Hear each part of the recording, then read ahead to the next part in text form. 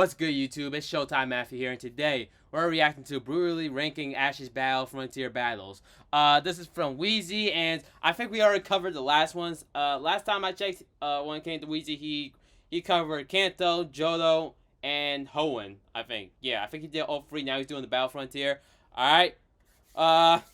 It's pretty much, I think we already know how it is. If you've seen the last few ones, you already know how it is. But yeah, let's get right into it. Rating Ash's Battle Frontier performances from 1 to 10 and see if he earned all his wins or if they were a little fraudulent, a little ending with one of the most. Alright, I'm gonna just say this. I'm gonna say this part right now. I think he did very well with the Battle Frontier. I think he did a really good job. You know, I think this is this is Ash's better showings when it comes to these badges and stuff. Alright. Iconic battles in the show, and starting with Nolan, who runs the Battle Factory. And Nolan's system is already unique compared to any of the gym battles, because he has dozens of mons that the challenger gets to choose from to battle in a 1v1. Oh yeah, you get to pick your own Pokemon. You cannot give me that type of freedom, because best believe I said he would have picked that Sandy Pangolin Gremlin and been added there with a knowledge symbol in 30 seconds flat. What?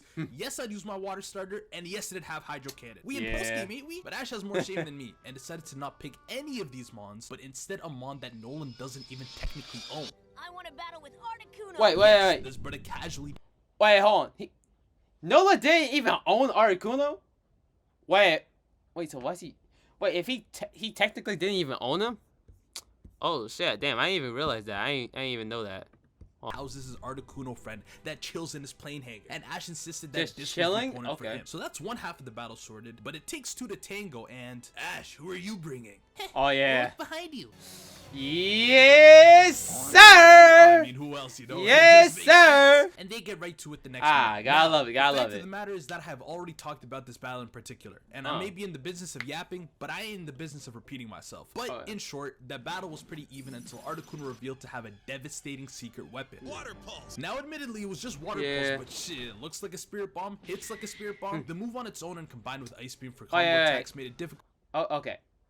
Sorry, I was gonna ask if he could learn that or not, but like actually like thinking about it for a second, I'm like, yeah, it does make sense why he would know that. For Charizard, but he also had a new move in his bag. Overheat. And after throwing the ice on his wing, grabbing his move my chair up, tossing my brother to the ground, shit was GG. Seismic toss never fails. So wrap around the world. The battle was electric. There was amazing strategy. Ash upped the rent on himself by choosing to face Yep. The only argument is he picked a tight matchup in his favor. Nah, I'm not gonna use that against him. Nah.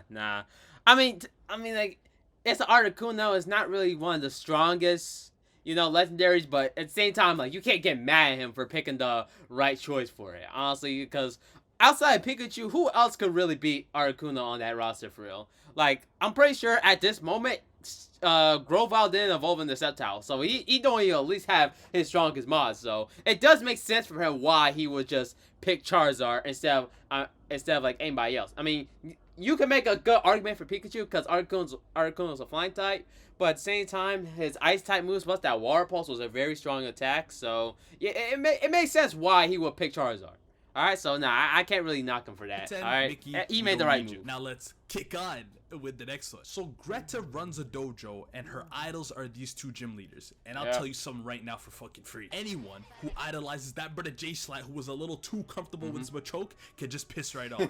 Like Nolan, she lets the challenger get involved with the format, and Ash gets to spin the wheel to see how many Pokemon each trainer will use. Jesus Louise, a bunch of choose-your-own-adventure merchants, bro. Is it y'all battle arenas or ours? Do your fucking job for once. So Ash rolls a 2v2 single battle that ends up being her Hariyama and Medicham versus his Grovyle and Snorlax. As for the first matchup here, Grovyle Wait.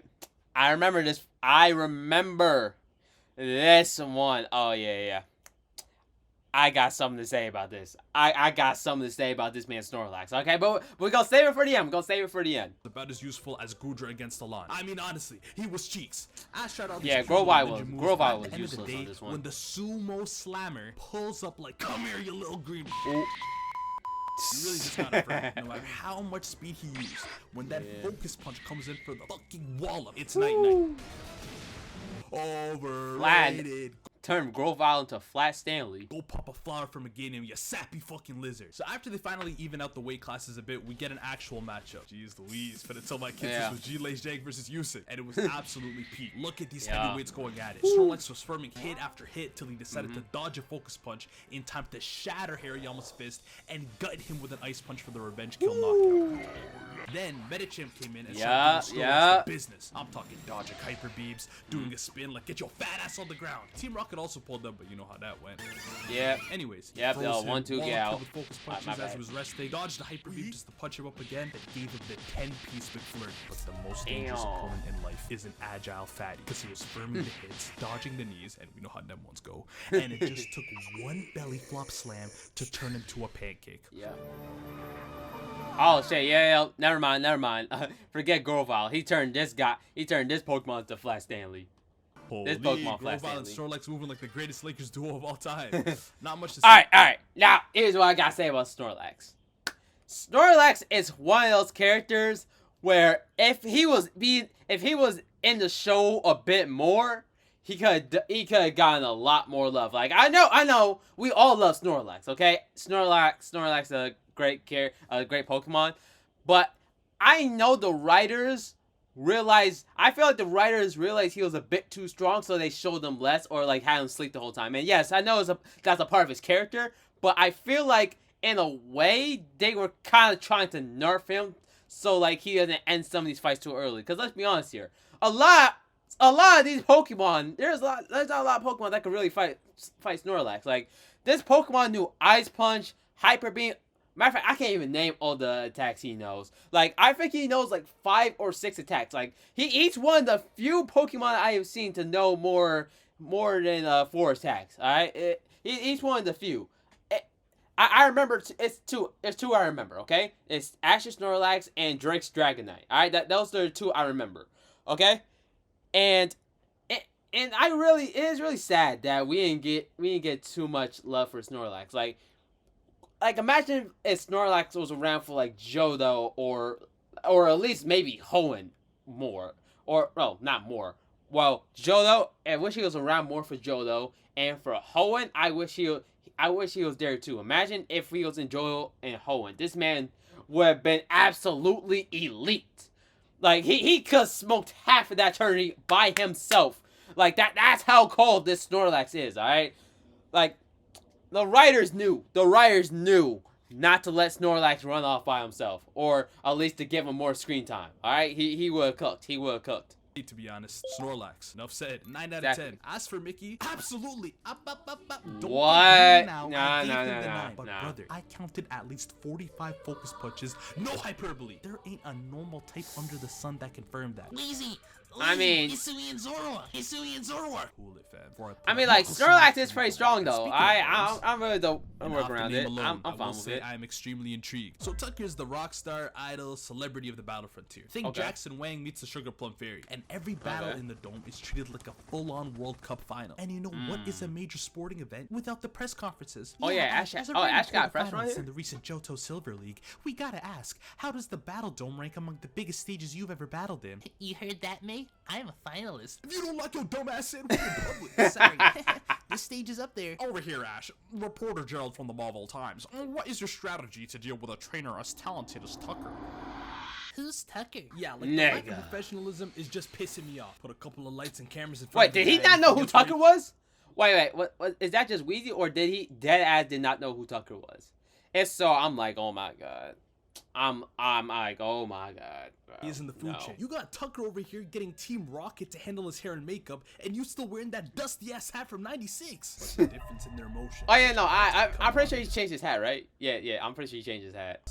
In one corner, starting at 4'7", on Orange League champion and 3-time regional playoff participant, the brainless, the bold, the brave, the pupil from Pallet-Town, Ash Ketchum. And in the other corner, standing at 6 foot, the greatest display of talent Hoenn has ever seen, Tucker. Then the bird flies in like Batman. Talking about some, hey ladies. How this nigga flying? Whoa, go back. Sorry, I was looking for a second. How is this man flying? Then the Brother flies in like bat. How's he flying? Chat, like, does he have like a Pokemon under like his whole cloak right there? Does he have like a flying Pokemon under his cloak? Is there like a Pidgey or is it like a big ass bird Pokemon on his back and it's under the cloak so he can fly? Is it like grabbing him so he can fly? Like how's he flying? Nah, there's gotta be some sort of wires because there's no way he's just flying on his own. Man, talking about some. Hey, ladies. And this nigga getting the hose too. Oh, I hate this. Oh, these the type of niggas I hate. I might have to ditch This the type of niggas I hate. God, I just hate it when you're in public and people won't stop obsessively screaming your name. So Tucker, I know, right? If you're getting annoyed sometimes, I'll be like, yo, I'll be like, yo, chill, bro. And they be like, Matthew, I'm right here. I'm like, yo, chill out, gang. Relax, calm yourself. Take your time. Breathe. You spazzing out a little bit. You gotta calm your ass down. Battles, and his two mons were, just Arcanine and Swampert. And Ash responds with Corphish and Swallow. This is actually the only Pokemon episode I have vivid memories of where I was when I watched it for the first time. At my babysitter's crib, explaining to her kids that statistically speaking, this brother had no chance. And to start, I was being he's this man. Okay. This man had Arcanine. Wait, Arcanine? Hold on. Sorry, chat. I gotta go back to that. Operates in double battles, and his two mons were, just Arcanine and Swampert. I was right. Okay, Arcanine and Swampert going up against a Swallow and a Corphish. Yeah, this man had no chance. Like, if Swampert knows Ice Beam and Ice Beam for Swallow and that, I don't know. Yeah. Nah, it wouldn't matter. Even the Corphish with his water type, I don't think it would even matter. Like, realistically, he should lose this. This is actually the only Pokemon but, Ash got the plot armor. Memories of where I was when I watched it for the first time. I At see my how this babysitter's goes. crib, Oh, explaining shit. to her kids that statistically speaking, this brother had no chance. And to start, I was being proven completely right. Swallow came in with a quick attack on Swampert, but Arcanine jumped off Swampert's back to extreme speed it right in the gut. And when Corphish tried to bubble beam Arcanine, Swampert would block it with Protect. I said, see? Tucker really got an answer for everything. Vice Grip, he got Dynamic Punch. Peck, he got Flamethrower. Double Team, Fire Blast wiped him. And then this sick pixie does something diabolical. He says, Swampert, it's time for my ultimate move. Collect the moisture from the air for my ultimate water attack. And look at moisture again. It's probably their sweat and tears adding to the moisture, you sick bastard. Where that moisture coming from? Like, I'm not trying to assume nothing, okay? I'm not trying to assume nothing. I'm just very curious. I'm curious right now. Where is the moisture coming from? Like, it's no way. It's just Swampert, right? There's no shot. Where is that moisture coming from? I'm just a little confused right now. I just need some more clarification. All right. That's just all I need. Okay. I'm thinking, hold on, you're having Arcanine protect Swampert to charge up a special attack. Brother, is that a Spirit Bomb? Water Pulse! They play too damn much with these water type moves, bro. This don't even look like the last one. And how am I supposed to tell people that none of these moves are above 60 damage? Who fucking cares, because this water cyclone was strong enough already to have both of them spinning like crazy. But then he adds Arcanine's Fire Blast to it, create this Typhoon. Alright, yeah, the fight should have been ended right here. Right here, this fight should have ended. But you know how this shit gotta go. Fusion, really, Tucker? Not gonna lie, this should have been done right there and then. But I remember this fight for what Ash did after. First off, Corphish started moving like Natsu versus the Twin Dragons with the 2v1. Cause he's seen a Water Gun and Fire Blast come to him and diluted them both with a bubble. Oh. This shifted all the momentum. Ash was able to maneuver his Swallow to get both the opponents to collide. Corphish then bubble beams another Fire Blast to create some extreme fog. And then this is where the magic happens. Corphish hops on Swallow, they fly at them through the fog, dodge the retaliation at the last second, then spin back with Crab Hammer and Aerial Ace for the knockout. Come on! Brother, I gotta look at the stands, bro. Silent. Good luck making that water pulse now, Tucker. It's looking mad. I don't know about that one. I don't know. Farm the last bit of aura from the match. Where's my symbol? Check your hat, kid. Alright, bro, enough. Man. My favorite battle in the show. Very elite tactics. Comeback story. But Ash only really got off one hit, a little bit suspect. 9.5 out of 10. Not Mickey enough to add another. Nah, this should have been the Mickey one, alright? Not that last one. I feel like Snorlax, alright, really did his thing, saved the day. This is the Mickey one, alright? I don't care. This is the one that should have been called Mickey. Body part. Now, slithering on to the next one. Pike Queen Lucy has a trait that not only makes her different from any other Frontier brain, but any other character in general. And it all has to do with Brock. Let me explain. So the battle pike is actually closed, and Ash got finessed by Team Rocket into giving up Pikachu to Jessie in a fake Lucy disguise. Actually, one of their better ones, to be fair. But meanwhile, after Brock and the rest of them get ganked by Lucy's bootlicking sisters, we get this exchange. Hey guys, why don't we calm down and figure out where Ash is? Then he'll be able to battle Lucy. Who's Lucy? That's Queen Lucy to you, bitch! Then the fucking totally spies pull up to defend their queen. Barbara, stop acting like a child. Damn. Lucy, you're the most stunning woman I've ever seen in my life. I'm thinking, here we go again. Brock with his 300th air ball and... Barbara, stop acting like a child. Lucy, you're the most stunning woman I've ever seen in my life. Here we go. Here we go. 300th air ball in a row. But for the first time ever... Is she blushing? What? What? Did Brock actually score? Hold on, chat. Hold up now. Alright, we know how Brock be sometimes. Alright, let's relax for a second. Let's relax. Alright, let's not panic. Nobody panic. Alright, this is something we haven't seen in a while. Brock don't always score, but let's just give it a second. Let's give it a second. Fine then, Brock. Let me find out. And then later, after Lucy steps in to save Pikachu from Team Rocket through a Viper diff, we see this. Where was I? Ash, meet Pike Queen Lucy. Nice to meet you. I was hoping to battle you, Lucy. Queen Lucy! Sorry, Ash, but you'll have to wait until tomorrow. It's closed today. But then Lucy blushes and goes, wait a second. The battle pike is always open for good friends. Nah! No! Oh! Brock, that's you? Brock, that's you? Round of applause, chat. Round of applause, chat. That's Riz. He got it. He really got it. Oh my god. I didn't think he had it. I didn't think he had it, but he really had it. Oh my god. I feel like a proud father. I feel like a proud father, man. This is so great. This is so great, man. He actually did it. He really did that shit, man. He really did that shit. Oh my god. Nah, Brock, that's crazy. So that's crazy. That's crazy. And starts with her Viper and Ash fight with Dawnfit. Fantastic choice. Yeah, perfect choice. Perfect choice. Let's go. Came out strong. Viper had a few tricks up its sleeve. You know, it was pretty fast. It blocked the Hyper Beam with a water splash and such. It even revealed to no Flamethrower. Wait. No way. This is legit. Wait. Okay. All right. Oh, it can. So it can. Okay. Then? That being said. Good question. Good question. That's a good question. man, I wish Team Rocket really got stronger as the series went on so they can be actual threats, you know, instead of like just being some goofy villains. Like imagine Team Rocket was like an actual strong team. Like they really got stronger and stronger as the series went on, like Ash did. I feel like it would have been cool. I think it would be really cool. Spams that flamethrower again, but all it really does is turn him from a rolling elephant to a flaming rolling elephant. And after ricocheting off a rock into a flying flaming takedown, the Viper was slain. Lucy, it's okay. You still got this. I believe in you. Not it really be Brock. Lucy, like Brock. Like no, I'm not gonna get mad. He bagging, he risen up right now. Like I can't even get mad. I can't even get mad at you for real. You got it, big dog. You got it. Sends out Milotic, which instantly gets a revenge kill with Hydro. Damn. No surprises there. And we sending out Pikachu, right? Good job. And I'm keeping it stacked. This one was way worse than once. She did really? have her moments though. Iron Tail was stronger than Pikachu's, and after she tanked the Bolt Tackle and got paralyzed, it ended up using which does double the damage when you have a status condition. Yeah, Pokemon expert over here. What can I say? Anyways, it became time for Ash to do some Ash shit, and he goes, Pikachu, use Thunderbolt on yourself. Alright. What?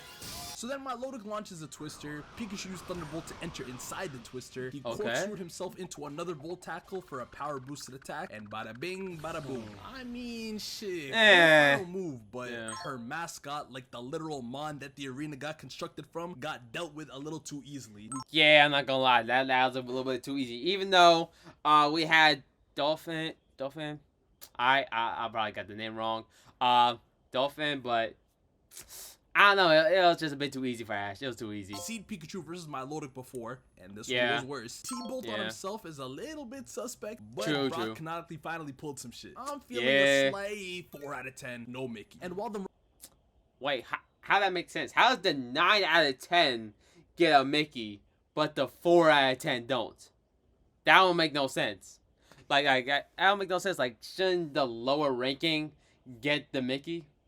I don't get it. I don't get it. Romance was positive here. The next brain surrounds a bit of a hopeless romantic, Sceptile. You see, Sceptile's been in a bit of a I remember this. I remember Hall this. of Fame stinker against Hariyama, and Yeah. soon after had the whole saga with Meganium. And now at present day, he's still so heartbroken that he can't use a move. But to be fair, They broke my son Sceptile, bro. They broke my man. It's like, I think he's gonna show it. I think he's gonna show it next. him, he was taking it pretty well.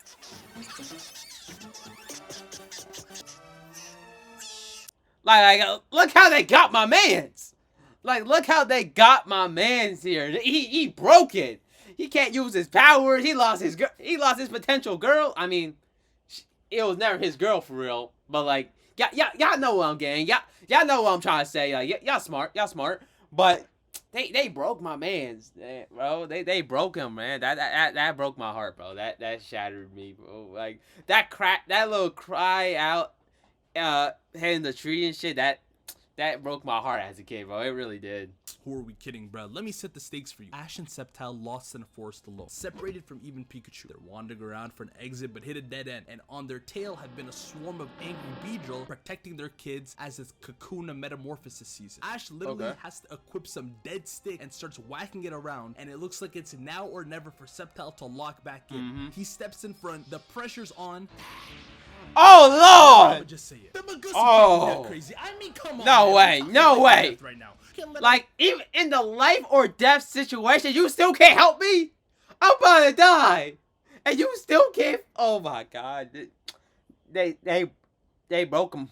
I'm going to say it again. They broke him. They broke him. 1-2 bullet seed. And this finally brings us to Spencer. This bald goat pulls up on his Venusaur, who releases some soothing spores, and calmly Beedrill whispered them to piss off. Shit, Gandhi, you really the one. But Sceptile is still disarmed until finally the situation became drastic enough. Bloodlust Beedrill ain't cut it, but one thing did. Team Rocket snatching him and Of course, Team Rocket. Scruffs. Ash breaking the Olympic high jump record like fucking hell. And after... How? Man, we need to start testing. We gotta start saying Ash some type of superhuman. Cause how does he jump like that? Like this man is doing Olympic jumps. He out here flying sometimes. Shit, he boxing Pokemon. He try to swing on a Mewtwo. Like who swings on a Mewtwo? Like Chad, we don't say this enough, but I think this nigga Ash Ketchum insane. There's something not right up there.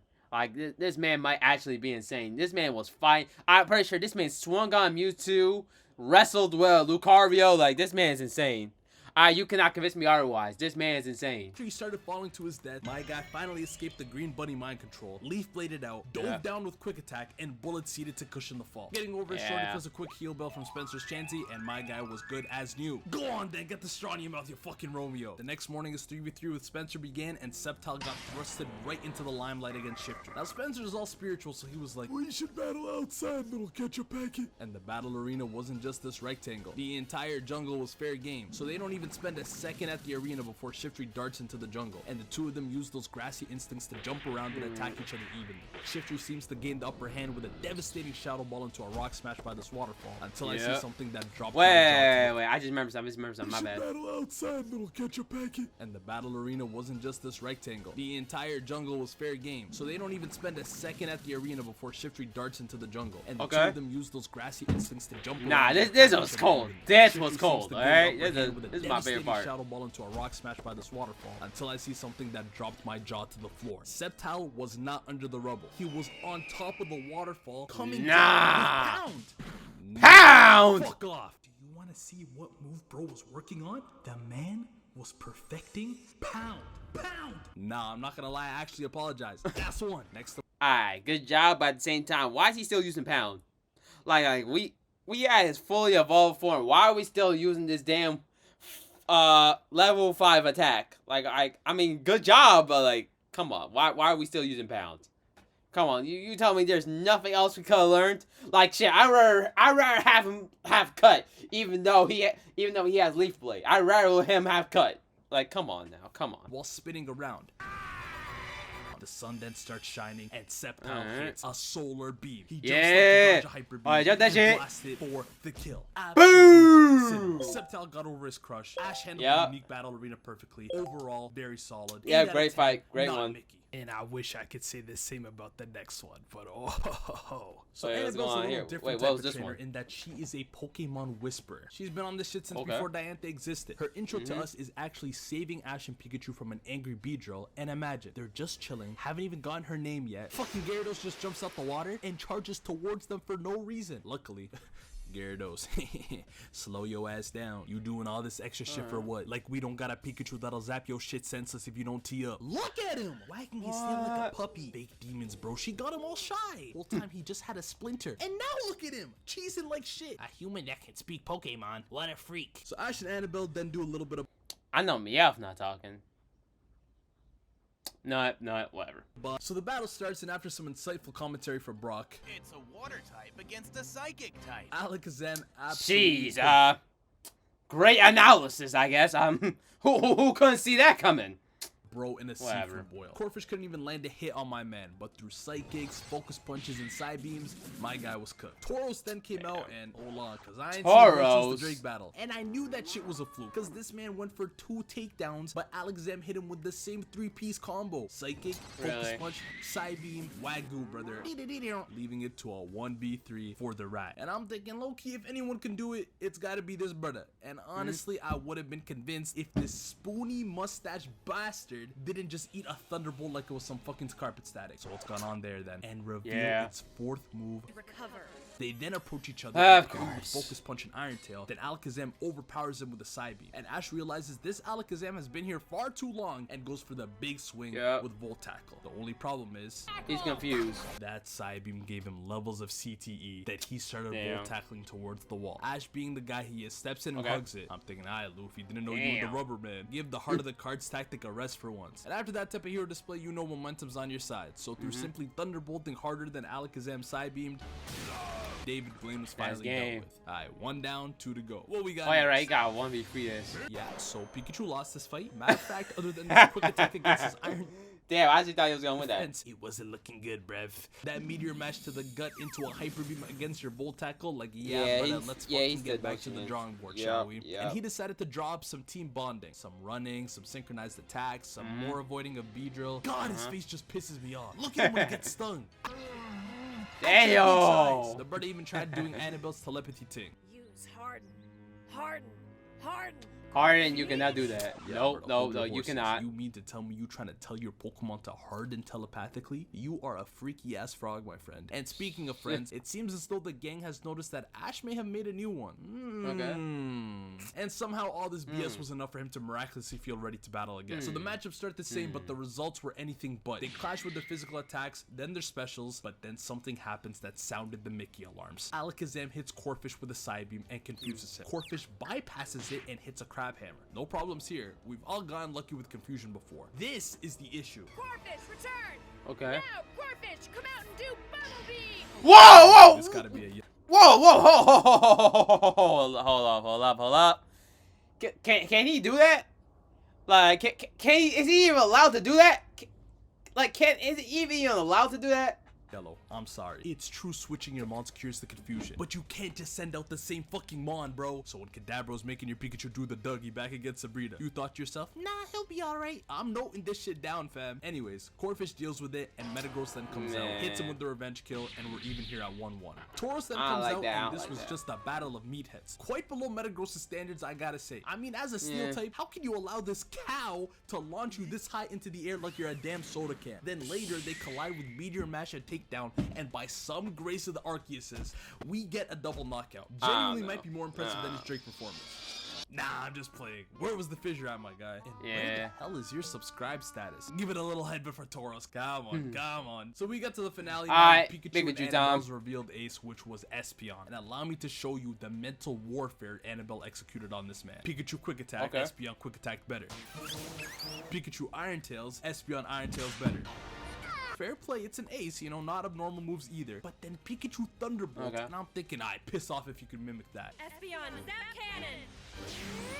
Yeah, like you see them ones where you just gotta firm. because how are you getting out electricity by a mind-reading cat? Yeah. Not even a fluffy one either, bro. It's one of them dead Sphinx cats as well, man. Lock in. So Ash obviously wasn't about to get mogged like this twice in a row, so he just went trigger happy. After Pikachu got psychicked up onto the light, the guy got him to T-bolt to turn them shits off, and then blast an attack at him in the dark. Like, come on, bro. We know this ain't part of the arena. He then dodged around from Zap Cannons, causing mad property damage, and kept striking from the shadows. The lights eventually came back on, causing him to close in for a final Volt Tackle. Annabelle tries it and responds with another Zap Cannon, but the lights were too bright. That miss is probably the only accurate thing about this battle so far. And bada bing, bada boom, knocked. Took 2 tries. Mickey. I fell into Mickey for this one. Cheated. Like, let's call a spade a spade. Turning off the lights was also low-key another yellow. I'm feeling a calm 6 with, unfortunately, some Mickey. And the only saving grace was this. After Ash daps her up and walks off, Annabelle goes, Guess you can't sense feelings yet, Ash. Or you would have sensed my feelings for you. No! No! No! Ash, that's you! Ash! Oh, wait. Hold on. No. First Brock and now Ash? Hey, we got 2 men! We got 2 men in the progress! We are in the progress of a 2 man! Nah, that's crazy. That is crazy, bro. Nah. Yo, Ash, man. Nah, yeah. That boy guy. Hey, I'll take the Mickey shit off. Forget all that Mickey shit, bro. Just for that, I'll let it slide. Alright, I'll let it slide. Nah, that's crazy. That's crazy. 2-man incoming? Fuck it, I'll chaperone. Me and me, I've got you with the hors d'oeuvres. Now you just gotta make sure you spin back after your face. Now we got the grand finales. Randon at the battle pyramid. Agency. Anyways, the first match. We know what happened. Oh yeah. This is detail, like Dark Ash. Like Ash, the part where he got like taken over and stuff. Yeah, I think I'll like give him a pass because he was possessed, but I sure won't because he wouldn't have won that shit anyways. Let's keep it a beat. That Probably. being said, he didn't train for a single second en route to the rematch. Thought he could do a little Eden Hazard thing. Let's see what you're really on, bro. Only bit he did practice was when this nurse droid pulled up on them and offered a quick scrap with their Chansey. I'm not gonna lie, I respect it. I definitely used these tactics before to gain XP. You know. This Chansey was on something. Oh yeah, right. That's like in the whole region. Oh yeah. I remember that. The way she dealt with Corphish was actually a. Why? Why is he fighting with Corphish? See that's his first issue right there. That's his first issue. Imagine the scenes when your nurse punches you up like this and solar beams your water type. Solar beam. You absolutely. Wait. Chansey. Wait, hold on. Chansey could learn solar beam. Really? Oh shit, I even know about that. He destroyed just to immediately put him on a stretcher to give medical attention. Even the gang was like, no, you're not ready, right? You just no shot. No shot. Not even a Blissey. You know Brandon's got Reggie's, right? I get it. Fucking hell, all these voices in his head got him doing the schizo 2-step. Brandon actually even told Ash that the battle would be a 1v1 versus Reggie Steel, which gave him enough time to grab someone from home. And of course he picks Torkoal! Someone gotta sort out this man's sick obsession with this. Torkoal! What was Charizard too busy? Shit, I'd rather him pick Cyndaquil. Shit, like was Charizard and Cyndaquil too busy? Like Torkoal of all people, like of all Pokemon, why Torkoal? Like what is with this man and Torkoal? What is with this man bringing Torkoal in so many important fights? Like, come on, bro. Come on. He's just not that guy. I don't know if he thinks exactly. He's just not that. He's just not him. Bro. Just give Diddy Cross another chance at that point. But I'm not. All right. This is probably this should have been the fight where Heracross should have showed up. I rather have him in this situation. Moving wrong. As per usual, things started out even at first, but when Registeel hits that classic lock on into Zap Cannon, it was time to reevaluate. But Ash pulled off a serious maneuver. He body slams into a Registeel Metal Claw and transfers some of that paralysis onto him. And even after he gets knocked towards the wall, he simply bounces off and body slams into him again. And while Registeel is just standing there, Torkoal launches a heat wave. Hold on, Torkoal. Hold on. Hold on, everybody. Win the whole battle frontier with Torkoal as the hero? Of course not. Like, why did my guy just push that shit back like that? Two of them then come on. Torkoal being a Registeel would been type crazy. That would have been crazy. Storm and Heat Wave that Torkoal barely dodges. Registeel then behind the tornado sends a zap cannon, but Ash has him dodge it and jump into that tornado and use the momentum to spin and body slam onto Registeel. Then Registeel locks on, sends that zap cannon into the air, and it lands right onto him. This is some BS, bro. How do you even know when a Reggie is knocked? So then Ash has how do you know? Like how does this work? Like, does his red parts right there like start blinking or something? Like, how does this work? Like, to all the Pokemon experts, like, how do you know when Registeel is like knocked? Cause like, how does that work? No choice but to collect himself and goes all in on a full mental reset. Oak pulls up on him with a beautiful poster with all his Mon's handprints as well as some souvenirs from his old friends. All this helps him realize that I gotta get back to my roots, and immediately makes a few calls to bring in the only Mons that it makes sense. This is the shit that makes you smile, man. Nice, man. He then goes on a forest excursion to do some team building. They collected some logs, collected some leaves, created a bed. You know, there ended up being a little trouble in paradise here and there, but they came together in the end. But after all the kings were sorted and they got their campfire running, they sat around and reminisced on everything. Pikachu with the Spearow, Bulbasaur with his village, Charmander abandoned on the Good times, am I rock, right, Jack? Good times. Super wholesome vibes overall. Exactly what you want to see. I miss these Even days. Thor to Team Rocket for old time's sake. I miss these days. Brandon ends up viewing that masterclass and suggests a 4v4 to see what Ash can do with his OGs. This gotta be the greatest three-man reunion since Alright.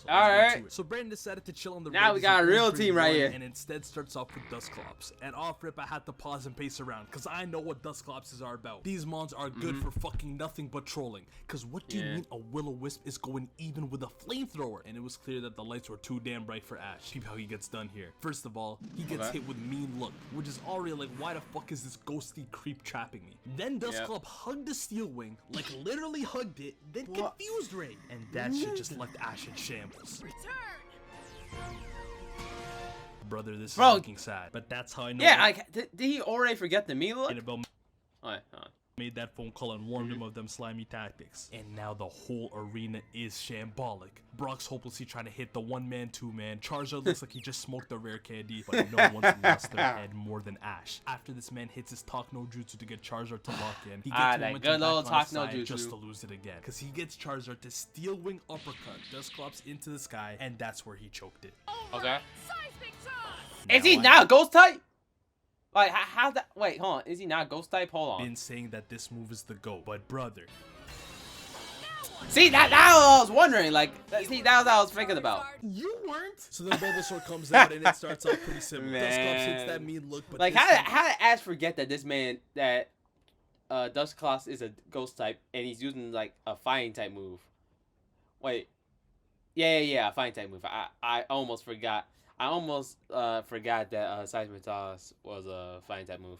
But yeah. Ash decided to fight Stall with Stall and launched a Leech Seed. They go back and forth a bit, but when Dusclops landed another confused Ray, shit was looking techy. This man was launching solar beams into the sky, vine whipping himself, a sad sight to see. But when in doubt, just hit a quick nostalgia farm and we back in business. From there, you just had to charge up that solar beam, dodge one more Will-O-Wisp, launch that shit, and we even at one apiece. Both of them recall their mons at this point and send out Squirtle and Ninjask. I never really had a favorite starter from Gen 1, but not gonna lie, it might have to be Squirtle. Someone about that ball dome, bro. I don't know. This matchup was pretty even the whole way through. But one thing did make me question things. Squirtle got sand in his eyes from a sandstorm, and Ninjask was coming in for an aerial ace. So Ash told him to listen for where he was coming from and react. So the camera zooms in on him, but where are his ears? Anyways, he jumps up to dodge and wipes the sand out of his eyes with Hydro Pump before slamming his head into Ninjask with Skull Bash for the win. Yes, sir. Y'all already know how Revenge Girls go in this shit, so I'm gonna keep it short. That man rapid spun towards Soul Rock, got left wriggling around on the shell like a dickhead, then caught a two-piece solar beam to that shiny ass dome.